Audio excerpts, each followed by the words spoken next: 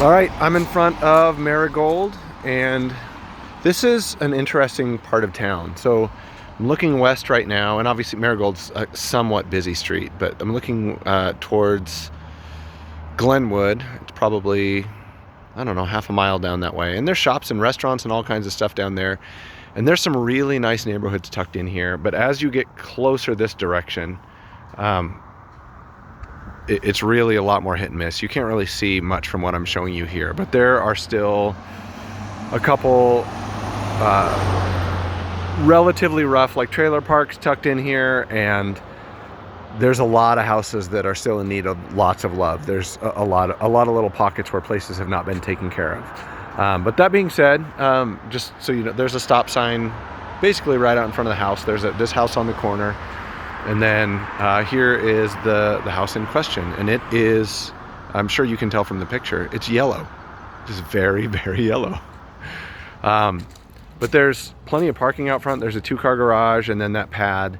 And then they've eliminated a lot of their yard right here and put gravel, so you could park a couple more cars there. And then on this other side, there's a long gravel pad, so you could easily put an RV or something back there as well.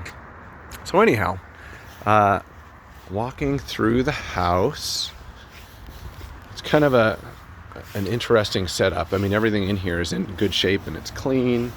Nice landscaping. There's just a chain link fence for the neighbor, so it's not terribly private on the west side. Walking into the house, it's pretty much all this laminate floors. So this is all laminate. It's not real hardwood, but it's in great shape. It looks like it's relatively new. I'm going to give you a feel for the layout. It's interesting. There's like a bonus room immediately to my left.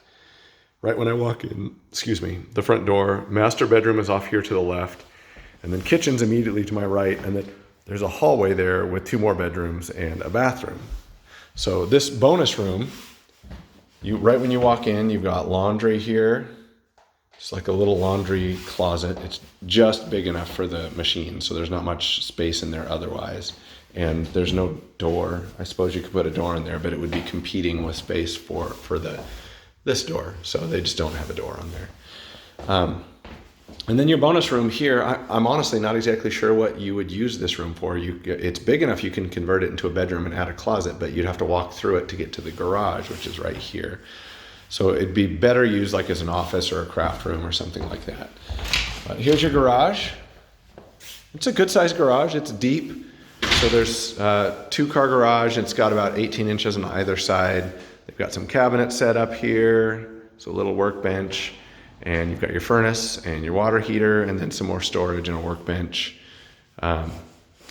Sprinkler controllers, and there's a door that goes out to the side where that RV pad is. For your water heater here, let me see. I don't see a sticker on it, but it's not brand new. Let's go maybe down here. No. It's probably at least 8 or 10 years old. It might even be original. And here's your furnace. I think it said in the listing that it was newer. The install tag there is from 2010, so it's about 10 years old.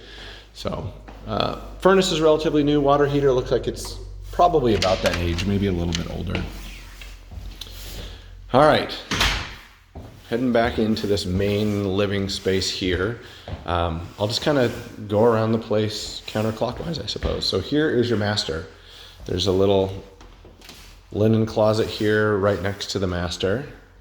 And then as you walk in, pretty simple bedroom. It's probably 12 by 15 feet, something like that.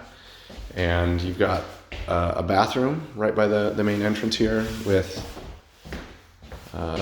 6-foot vanity, dual vanities there.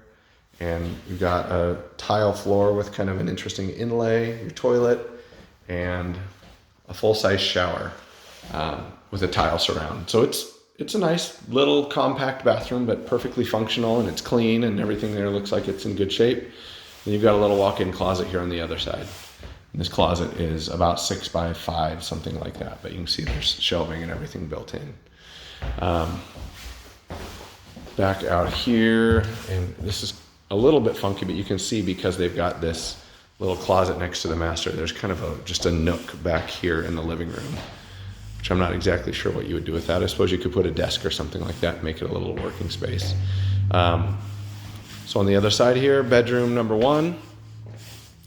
Fairly small. It's probably 9 by 12, something like that.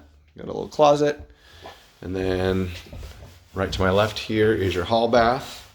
And it's got a tile floor, really clean, new looking tub surround, and obviously your toilet, and that's a 2-foot vanity there.